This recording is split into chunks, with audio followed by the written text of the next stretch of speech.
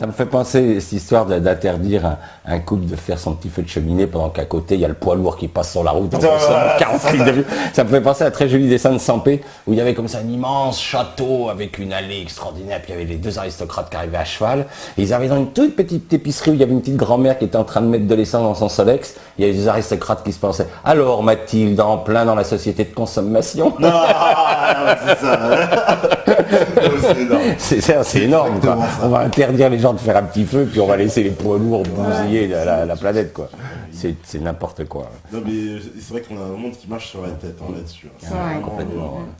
Alors on nous dit qu'il y a des villes anglaises, Leeds, je crois, autonomes en légumes grâce aux Oui, habitants qui c'est ont vrai. investi tous les espaces verts pour y planter des légumes pour tous. C'est ça, et Absolument. à l'origine, c'est de femmes. Les jardins partagés, etc. Voilà. Ouais. Non, mais ça porte un nom et ça arrive en France.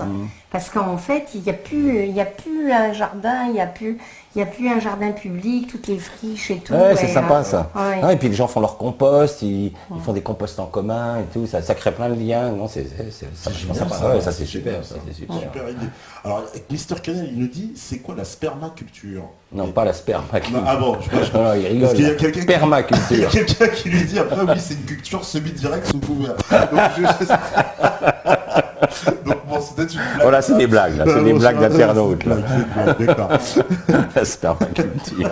Culture de spermatozoïdes sous serre. Chaque fois qu'on fait l'amour, on fait de la spermaculture. Ah bah d'ailleurs, il y a quelqu'un qui lui a répondu, c'est quand tu transformes ton chat au lieu de rencontre prostituée de travailleurs. Ah là, il est tard, ça dérape. Ouais, ça dérape. Ça dérape. Non, mais c'est bien, ils sont fatigués. Non mais ils ont de l'humour, hein. ils ont beaucoup d'humour. Ouais, je vois.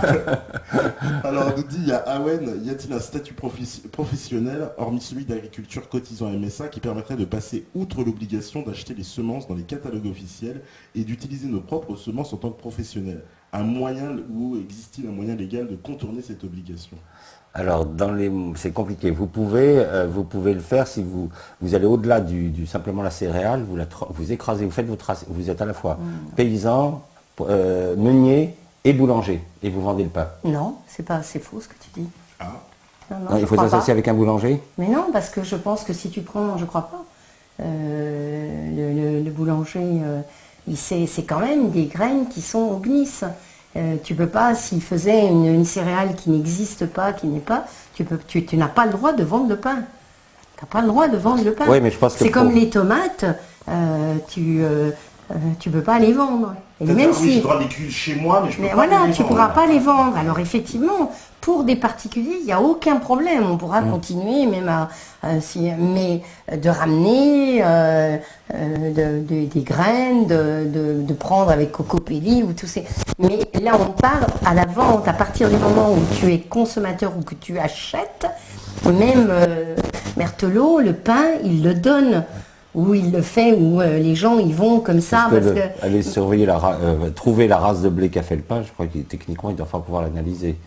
Je sais pas. C'est très compliqué. Ils essayent de fermer le système. Bon, je pense qu'ils n'y arriveront pas, d'aller derrière chez tout le monde. Mais même s'ils n'arrivent pas à prendre les gens, je veux dire, mettre cette loi-là, c'est un danger pour notre liberté. Ça ne devrait pas exister.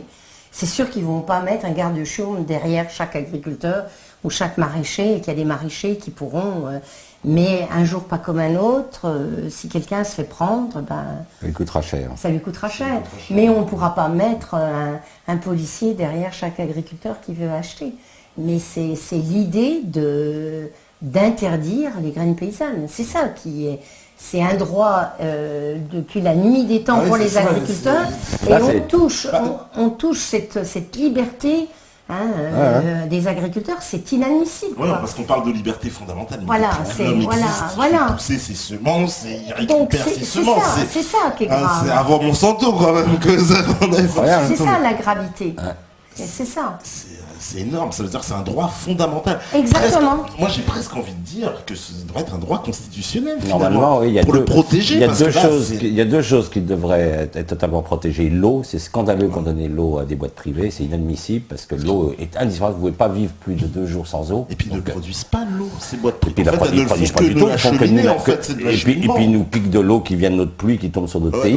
Donc c'est de l'appropriation d'un bien public. Donc ça c'est scandaleux que l'eau soit privée, c'est absolument absolument inadmissible. Et les graines. Ils essayent de privatiser l'air, de nous empêcher de nous faire payer l'oxygène que nous respirons. Ah oui, J'espère qu'ils vont pas y carbone, arriver. Voilà, etc. c'est ça. C'est un peu le principe de payer l'air, ça, de payer pour Et respirer. puis il devrait y avoir toutes les graines devraient être strictement faire partie du bien de l'humanité. Ça devrait être un bien de l'humanité. Il devrait y avoir absolument interdiction d'empêcher un agriculteur de replanter ses graines. Ça, c'est une loi totalement liberticide. Ah oui, complètement. Ouais, il faudrait presque une loi constitutionnelle, quoi, parce que là, vous parlez finalement d'une liberté fondamentale. Fondamentale et très importante, je pense que pour la sécurité alimentaire. Pour la sécurité alimentaire, et en plus même pour notre avenir à tous, parce que les agriculteurs deviennent esclaves, et puis nous aussi, puisque on n'a plus de moyens d'action, on ne sait plus. Et puis, on peut plus agir du tout sur ce du tout, mange, on peut plus rien faire. Et il y aura un risque important, c'est qu'on va perdre énormément en biodiversité. Parce que si on interdit toutes ces graines paysannes, c'est la biodiversité. Hein, donc le mélange, puisque dans un champ, il y a différentes graines, donc elles sont pas identiquement les mêmes.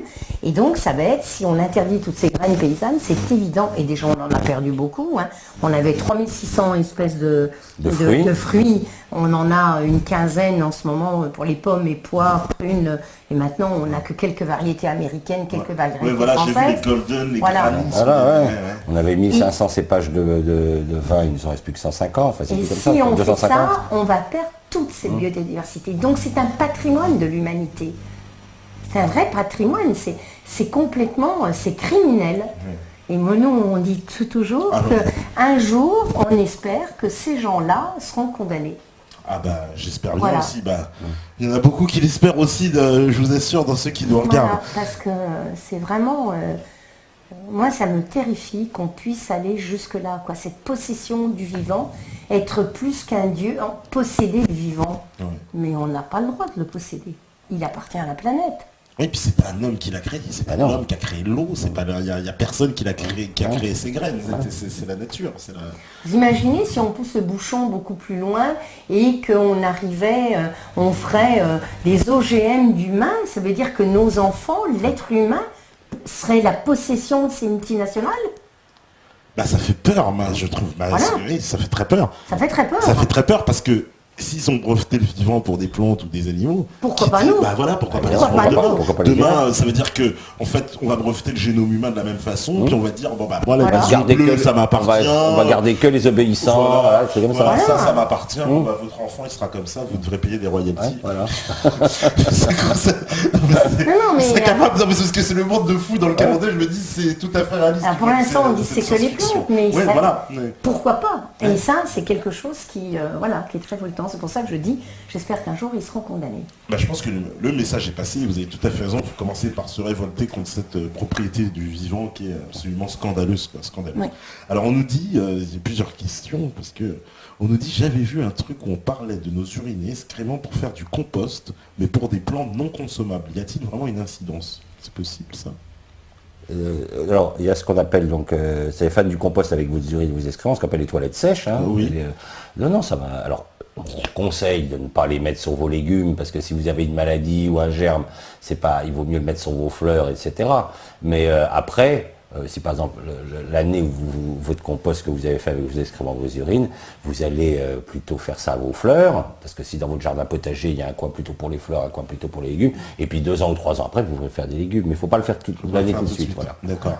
Surtout si vous faites des salades et qu'elles ne sont pas cuites et tout. Voilà. Donc il faut quand même faire attention. Il faut faire des rotations un peu longues, mais sinon c'est un excellent produit. Très très riche. Des solutions la Chine vit là-dessus, enfin elle a vécu là-dessus pendant des millénaires, avec les toilettes sèches le long des routes, où passant et la gentillesse de me laisser ton offrande, il y avait écrit et les gens pissaient, et après le gars il allait mettre ça dans son compost. D'accord. Je savais pas cette anecdote, mais on en apprend tous les jours. Justement, on nous dit Paulo Lisbonne, les toilettes sèches, c'est la révolution, la vraie solution pour sauvegarder l'eau. Absolument, oui. Et alors il y a aussi ce qu'on nous dit, c'est alors voilà, on nous pose une question, c'est Mister Quenel. J'avais entendu Monsieur Bourguignon dans une conférence expliquer au public comment augmenter le rendement de pommes de terre avec juste de la paille. Serait-il possible qu'il Non, il explique un petit peu augmente pas. plus en détail? Non, pas augmenter, simplifier la pomme de terre. Vous savez, on la sarque, on fait des buts, c'est très fatigant à faire. ouais. Non, une méthode toute simple. Vous posez vos pommes de terre sur les sols et vous leur mettez 20 cm de paille. Il n'y a pas à les désherber, il n'y a pas à s'en occuper. Elles poussent au travers de la paille. Quand vous voulez les pommes de terre, vous soulevez la paille, vous prenez vos patates, elles en refabriquent. Donc c'est une méthode économique, c'est ce qu'utilisent les paysans boliviens pour produire la pomme de terre. Vous savez, Alors on la produit dans la paille ça n'augmente directement. ouais, sous la paille. Hein, Sous la on la met paille. sous la paille. Sous On la met la paille. paille par-dessus. C'est-à-dire on les met en terre quand même, mais après Non, vous pouvez même les poser sur le sol. on peut les poser sur Ah, le sol. ouais, vous pouvez poser Ouais, on les peut choses. à peine les À peine, enfoncer, à peine. mais ça n'augmente pas le rendement. Non, ça augmente pas le Il n'y a rendement. pas d'augmentation. Non, de pas rendement. d'augmentation de C'est une rendement. grande Non, simplification une de travail simplification de pour le travail. citadin qui travaille, qui n'a pas le temps tout le temps, vous voyez, d'aller sarcler ses Ouais. pommes de terre et tout. Bon, bah, c'est une grosse économie. Nous qui voyageons beaucoup, on est content de faire comme ça parce qu'on n'a pas le temps nous, d'aller faire toutes les bulles. C'est un boulot énorme. D'accord. Mais on n'augmente pas les rendements. Alors, on nous dit... Alors, bonsoir. Pourriez-vous me dire pourquoi les agriculteurs sont obligés de vendre et de cultiver des variétés de fruits et légumes brevetés? Quels sont les arguments en faveur de cette loi? C'est l'Oxon. Bah, il n'y en a pas vraiment d'arguments de faveur. L'argument, c'est toujours pareil. Si, Enfin, la sécurité. Ah oui, la sécurité, voilà. Monsanto, ils ont des arguments, la sécurité, Voilà, ils veulent toujours. nourrir toute la planète, Voilà, c'est ils ont ça. plein de bonnes intentions. Ils nous adorent. Ils nous Voilà, adorent. Ils nous aiment très fort. Voilà, ils nous Mais bichonnent. c'est tout, c'est des arguments Mais totalement débiles. voilà. Et certains, et en plus, dans certains cas, ils ne sont pas subventionnés. Donc plus. voilà. Mais il n'y a pas vraiment d'argument, effectivement. Oui, il y a vraiment, voilà. Alors, on nous dit pourquoi les coopératives indépendantes ne se développent pas plus. Finalement, ils n'auraient pas plus besoin de faire la course à la productivité et ils auraient plus de marge. Oui, les coopératives indépendantes, bah, c'est peut-être aussi l'éloignement. Parce que par exemple, moi je vois comme ici où on est en banlieue parisienne, c'est beaucoup plus difficile à trouver des AMAP et des petits agriculteurs qu'évidemment quand on est en province, quoi. Et oui, en Ouais. province, c'est quand même plus facile. Même s'il n'y a pas une AMAP, vous pouvez toujours, vous pouvez toujours trouver un maraîcher. Et des petits producteurs. Bon, les coopératives Très bien. indépendantes, ça dépend de la taille de la ville. Effectivement, s'il faut quelqu'un qui habite le centre de Paris, s'il faut qu'il fasse 150 km pour aller trouver un maraîcher, ça va être compliqué. Hein. Ouais. Ouais, bah, Mais il parlait de coopérative agricole, de coopérative. Ah, il n'a pas précisé. Il a pas précisé. Faut préciser, mon cher Ozzy. Vous avez mis t'as mis juste coopérative. Coopérative indépendante. Voilà. Le principe des coopératives au départ c'était très bon, c'était des agriculteurs qui se réunissaient pour construire ensemble un silo, pour commercialiser ensemble leurs céréales, mais très vite ça a été pris par les grands groupes et c'est devenu des machines à vendre des engrais, des pesticides, ils ont détourné complètement Le sens premier, des quoi. coopératives. Au départ c'était une très bonne chose la coopérative, hein. C'était mettre ensemble un outil de travail, quoi. Mais c'est plus tout ça. L'agriculteur de cet après-midi, puisqu'on a fait une conférence, il y avait un agriculteur qui disait que le drame, effectivement, au départ, les coopératives, ça a été très très important. Et le drame, il dit, c'est quand on a mis des vendeurs et qu'il y a eu des commerciaux dans les coopératives et ça a été la fin. Parce qu'on est parti sur le business, sur le fric. Il dit, les commerciaux dans les coopératives, ça a été Ouais, c'est la dramatique. fin. Ouais, parce qu'au départ, donc c'était une idée louable quand même. Ouais, de Ah tout oui, à fait. très, C'était très, de s'entraider, voilà. Voilà. Mettre en commun un peu En commun, les parce que outils, les voilà, outils, le etc. matériel, Revenir aux vraies voilà. coopératives comme elles étaient, Comme elles étaient à l'origine, ça serait un bienfait énorme pour les agriculteurs. Mais revenir à la vraie. À la Mais c'est vraie- sûr que les paysans qui ont fait les premières coopératives agricoles dans l'entre-deux-guerres, ils doivent se retourner dans leur tombe quand ils voient ce que c'est devenu, quoi. Ah oui, les malheureux, ils doivent être fous, quoi. Oui, puisqu'aujourd'hui, ce sont quoi, des machines Des énormes machines à vendre du business vendre et à appauvrir les paysans. À appauvrir les paysans, quoi, finalement. C'est terrible. On nous dit, que pensez-vous de Europe Écologie Les Verts, Voinet, qui a voté pour la réintroduction des farines animales dans l'alimentation des poissons d'élevage et des volailles? C'est Jacques Jacques. Bah, ils sont forcément pour. Non, mais, c'est marrant parce que c'est vrai que cette question des farines animales, alors c'est un scandale quand même, parce que c'est l'Union Européenne qui a voté ça, donc cette réintroduction, alors que ça avait été quand même presque un des bienfaits de la crise de la vache folle, quoi, qu'on nous avait dit, bon, on va retirer quand même ces farines animales de l'alimentation, parce que c'est ce qui nourrissait les volailles apparemment, même voilà, le bœuf, etc. Tous les animaux étaient nourris avec ces Bah, farines. Les volailles, elles peuvent, c'est Ouais. les vaches qui ne peuvent pas. Ouais. Mais les volailles, Ils sont carnassières, donc les c'est jeunes moins. poussins, s'ils n'ont pas de farine animale, un jeune poussin, il ne se nourrit pas il se nourrit de tous les petits insectes et tout. Ouais. Mais par contre, sur les bovins, ça devrait être totalement interdit. Donc, comment on réintroduit ça Non, mais surtout, ce qu'il faut comprendre, c'est pourquoi il y a des farines animales. Les farines animales, parce qu'on a rendu le consommateur, on lui explique que les tripes, c'est pas bon. Donc on se retrouve avec un énorme gaspillage de parties qui autrefois étaient mangées. Hein, c'est-à-dire qu'on mangeait de tout, on mangeait la queue du bœuf, on mangeait plein de morceaux, c'était quasiment complètement mangé, un animal. Il y avait les parties de tripes pour faire la soupe de tripes, donc on jetait très très très peu. Le cochon, mais on ne jetait rien du tout. Même les poils servaient à faire des brosses, on mangeait même le pied du cochon, tout. Donc il y avait très très peu de gaspillage. Maintenant, nous sommes une société du gaspillage. On se retrouve avec des normes dans les abattoirs, des tripes, plein de trucs qu'on ne vend plus. Ah, il faut bien en faire quelque chose. Alors on a inventé la farine animale, puis évidemment les gars brillants, ils se sont dit tiens, on va donner ça aux vaches, parce que c'est vrai que les vaches c'est des carnassiers bien connus, ils ont des griffes acérées, des grandes canines, c'est bien connu.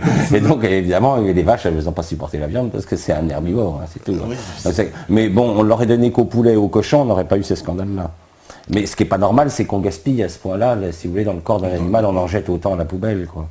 C'est pas normal. Autrefois, il y avait une utilisation il y avait un bien meilleur respect de l'animal. On mangeait quasiment tout. Hein. Il y avait très très peu de choses qui étaient jetées.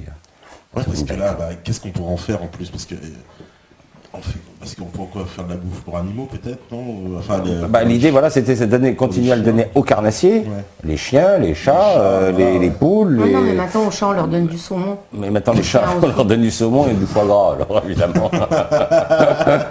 Nos chats et nos chiens sont mieux nourris que certaines personnes. Ouais. Quand on voit ces publicités où on met même le petit brin de persil. Enfin, oui. Enfin bon, ça c'est un autre problème. Ah oui, non, mais ça c'est clair. Donc oui, évidemment, c'est farines animales, parce que ça c'était quand même cette histoire de la vache folle d'ailleurs. Est-ce que c'est terminé, vraiment?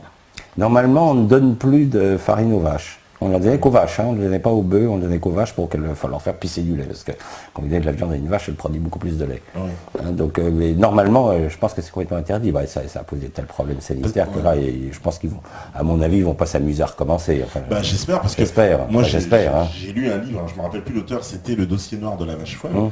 Et dedans, l'auteur, quand même, il met en garde sur plusieurs aspects de cette affaire qui n'ont pas vraiment été abordés, et je dirais presque même occultés. À savoir que non seulement la viande était contaminée, ça paraît évident, mais le lait, et que le lobby puissant apparemment du lait a tout fait pour qu'il y ait un placard absolu, qu'on n'en parle jamais, qu'il n'y a absolument aucune référence qui y soit faite, mais à aucun moment, quoi. Il paraît qu'ils ont vraiment la main là-dessus en disant on va sacrifier la boucherie, mais alors le lait, il n'y a pas moyen, parce que paraît-il ça représente un marché énorme, beaucoup plus gros. La France était en premier producteur, enfin à l'époque, consommateur de produits laitiers, etc. Et il y a un autre aspect aussi qui est évoqué, qui vous rejoint, c'est les sols, en disant que évidemment les vaches, il faut bien qu'elles déjectent, il faut bien que ça aille quelque part, et tout ça retourne dans la terre, et tout ça retourne dans les nappes phréatiques, etc. C'est un cycle infernal. Et il dit autre aspect qui n'a jamais été complètement éludé, de la contamination des sols par les... Non, ils ne peuvent pas suivre, en plus c'est tellement compliqué. Une fois que vous avez pollué, c'est très compliqué d'aller voir l'origine des choses. Hein. Il faut faire attention, il faut éviter de polluer la terre. Une fois que vous l'avez pollué, c'est plus compliqué. C'est compliqué parce qu'il y a une dépollution possible. Est-ce qu'on pourra revenir un jour, récupérer les sols? Parce que la terre, elle est forte, elle se régénère elle-même quand même. On sait que la nature a une puissance quand même. Est-ce que si demain, genre, on arrête les pesticides, on dit on arrive, c'est terminé, vas-y, on va respecter maintenant la terre, est-ce qu'on va retrouver, vous pensez, au fur et à mesure, un équilibre biologique quand même? Oui, on retrouvera. Les molécules toxiques, il y en a qui dureront pendant encore le chlordécone qu'on a utilisé en Martinique, on estime qu'il y en a entre 2 et 5 siècles avant de s'en débarrasser. Mais petit à petit, oui, on finira par détoxifier nos terres, mais ce sera long. Ce sera long. Ouais, ce sera long, ouais. Mais de toute façon, c'est nous qui sommes en danger, c'est pas la planète. Ouais. Attendez, en fait, chaque fois, là, les gens disent la planète. Mais en fait, quand on regarde le problème, c'est nous qui sommes en danger. Le jour où on ne sera plus là parce qu'on sera mal nourri, parce qu'on ne pourra plus nourrir, vous n'avez qu'à laisser un endroit, on va dire, en friche. Vous allez voir que petit à petit, la première chose qui va arriver dans nos périodes tempérées, on va avoir des arbres qui vont renaître. Et puis vous revenez 30 ans après, il y a un bosquet, voire une forêt, et la planète, elle s'en sortira toujours. Elle va il y aura peut-être d'autres plantes, mais je veux dire, c'est nous qui sommes en danger. Quand les gens disent c'est la planète, de façon, le vrai problème, c'est le temps qu'on restera et tout. La planète, elle finira toujours par s'en sortir. Elle se pensera. Il y aura ça. Il faut pas se faire de soucis pour elle. Alors on nous dit, alors là on vous demande des tuyaux, on nous dit les invités auraient-ils de bonnes adresses à donner pour l'achat de miel, fruits secs, etc. Non, ça on n'a pas le droit. Non. Donc voilà, désolé, parce qu'on nous dit même par internet, voilà, vendre par internet éventuellement. Un miel, il faut essayer de trouver des Producteurs apiculteurs bio, ouais, qui les font apiculteurs pas bio. essayer d'être dans des zones bio, et puis des apiculteurs qui font pas trop de transhumance.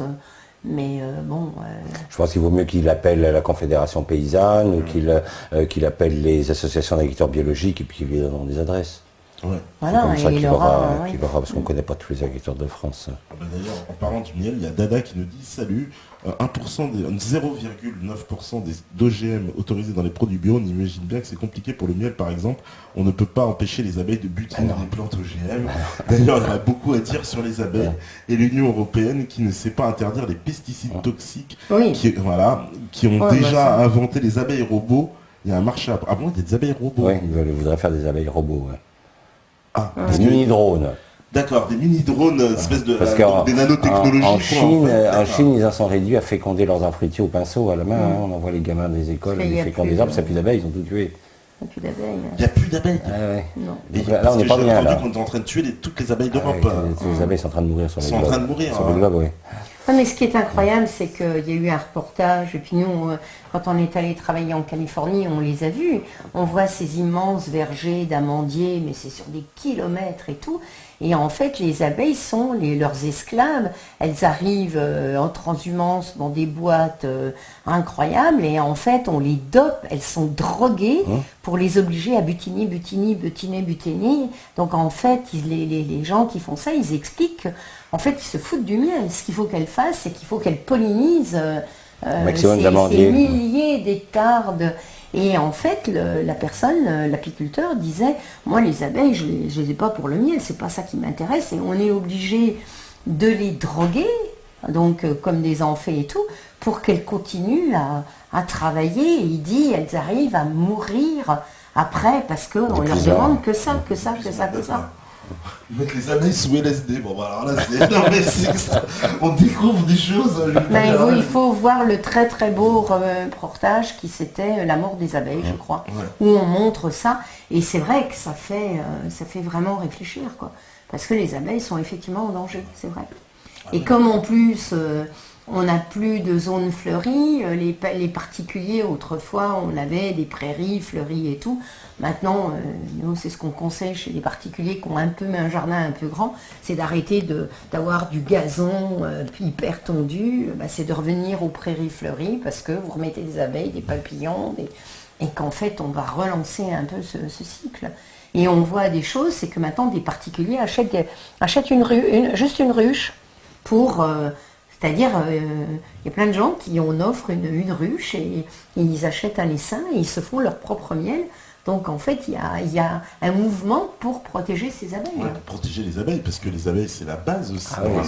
C'est elle qui fait contre tout. Sans abeilles, on est très mal. Voilà, il n'y a pas bien. Oui, sans abeilles, plus de pollinisation, plus de pollinisation, plus de plantes, quoi. Ah oui. Alors on nous dit... Voilà, bonsoir à tous les invités. Peuvent-ils nous expliquer la différence entre les VHR, utilisés par exemple durant la Révolution verte, et les OGM? Je n'ai jamais vraiment bien compris. VHR, oui, les VHR. Il faudrait qu'elle nous dise ce que c'est. Ouais. VHR. Le principe de la Révolution verte, c'était... c'est pas la manipulation génétique. Dans le principe de la Révolution verte, c'était on sélectionnait des plantes. On prenait X variétés de blé, par exemple on prenait 15 variétés de blé, on leur mettait des engrais chimiques. Toutes celles qui ne répondaient pas aux engrais, c'est-à-dire qui n'augmentaient pas les rendements, on les éliminait. On ne gardait que celles qui augmentaient leur rendement avec les engrais chimiques. Celles-là, elles étaient sélectionnées, puis on les sélectionnait aussi celles qui avaient le plus besoin de pesticides. Donc comme ça, on vendait à l'agriculteur la graine qui avait des gros besoins d'engrais et des gros besoins de pesticides. Et ensuite, on lui vendait les engrais, on lui vendait les pesticides. Ça, c'est le principe de la Révolution verte. Et il a eu le prix Nobel, le gars qui a inventé ça, parce qu'il a été béni par tous les marchands de produits. Quand quelqu'un qui fait beaucoup d'argent, oui. Alors on nous dit, si le peuple... voilà, parce que ça laisse tomber. Voilà, si le peuple était vraiment souverain, toutes ces questions devraient être soumises à référendum. Et le bon peuple, dans sa sagesse populaire et le bon sens paysan, refuserait toutes ces pseudo-innovations en bloc. Ceci explique cela d'ailleurs. Parce que c'est vrai que si il paraît, bon voilà, on a fait des sondages. En gros, il y a plus de 80% des Français qui sont contre les OGM. C'est-à-dire pour eux, on leur dit clairement, ils disent on ne veut pas d'OGM, qui sont prêts à dire s'il y a une loi demain qui interdit les OGM, il n'y a pas de problème. Au contraire, ils la réclament même cette loi. Et on voit bien que c'est le système donc, dans lequel on est, l'Union Européenne, qui nous impose. Parce que même les élus français traînent des pieds pour aller signer. Oui, c'est vrai. Ils sont tapés sur les doigts par l'Union Européenne qui dit vous mettez trop de temps la France. Non, mais c'est absolument. Vrai. Et là, on est... c'est vrai que si on faisait un référendum, il y aurait 80% des gens n'en veulent pas. Mais ça, c'est sûr. On leur impose. On leur impose. Comme la Constitution, les Français ont voté contre la Constitution européenne. Et on leur impose. On leur impose. Parce que cette histoire d'OGM, en plus, là où c'est malhonnête quand même de la part du camp d'en face, c'est qu'ils ne veulent même pas qu'on inscrive. Non. Non. Parce qu'on leur dit, ok, vous faites vos OGM, mais au moins vous le mentionnez comme ça. Ils savent très bien que personne ne l'achètera. Voilà. Et c'est ça qui est extraordinaire, parce que non, on veut même pas le mentionner. Parce qu'ils savent que c'est disqualifiant d'office. Voilà, n'importe qui, moi je vais aller, je vois mon Par contre, quand vous êtes en bio, vous allez vous le marquer, il faut que vous soyez certifié.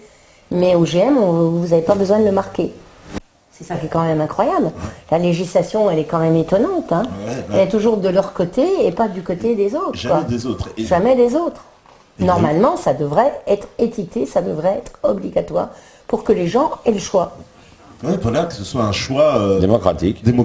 Voilà. Parce qu'il y a eu une étude, alors c'est une étude française sur les OGM qui a montré la nocivité. Oui, l'étude de Gilles Serralini. Là, il s'est rentré dedans.